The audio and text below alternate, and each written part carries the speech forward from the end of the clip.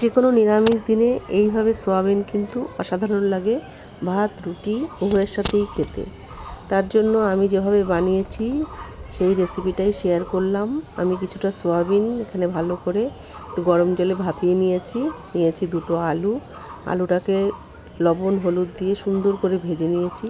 আর মশলার জন্য নিয়েছি দুটো টমেটো, 3-4টে কাঁচা লঙ্কা আর কিছুটা আদা, এর একটা পেস্ট করে নিয়েছি।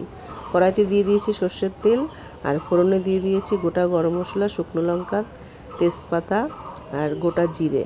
আমি এখানে 1 চামচ ধনেকে আধ ভাঙা করে এই ফোড়নের মধ্যে দিয়ে দিয়েছি।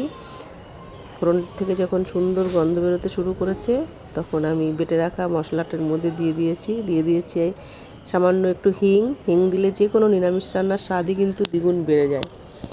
তারপর পরিমাণ মতো লবণ, হলুদ, একটু লাল লঙ্কার গুঁড়ো, 1 চামচ জিরের গুঁড়ো, আর যেহেতু নিরামিষ রান্না তাই আমি সামান্য একটু চিনি ব্যবহার করেছি।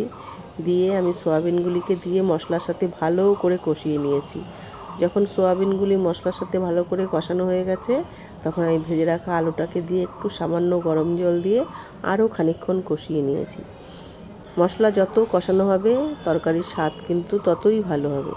তারপরে পরিমাণ মতো যে যেমন ঝোল রাখবে সেই অনুপাতে আমি গরম জল ঢেলে দিয়েছি। দিয়ে বেশ খানিকক্ষণ ফুটিয়ে নিয়ে নামানোর আগে আমি 1 চামচ গরম মশলা দিয়ে নিয়েছি।